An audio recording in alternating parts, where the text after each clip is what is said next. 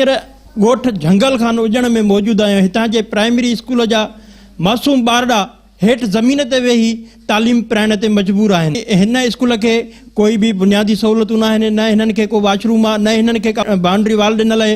अहिड़ियूं शिकायतूं असां टीओ साहिब खे बि ॾिनियूं आहिनि, ॿुधायो आहिनि त असांजे स्कूल में का बि बुनियादी सहूलियत कोन्हे, जंहिंमें बाउंड्री वाल न आहे, वॉशरूम न आहे, ॿारनि जे लाइ ख़ासि करे फर्नीचर कोन्हे, का बि माना जेको आहे सहूलियत मुहैया न आहे। हिते वॉशरूम कोन्हे को, असां उस्ताद बि परेशान था थियूं ऐं ॿारड़ा बि जेको आहे सो इलाही तंग था थियनि। असांखे हिन स्कूल जे लाइ सहूलियत न आहे।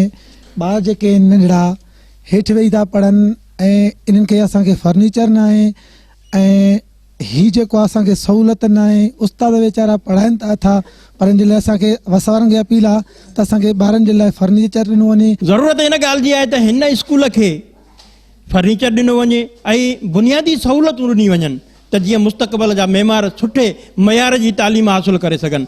कैमरा टीम सां गॾु अनवर हुसैन मंगी, सिंध टीवी न्यूज़, ड्रिबमेर शाह।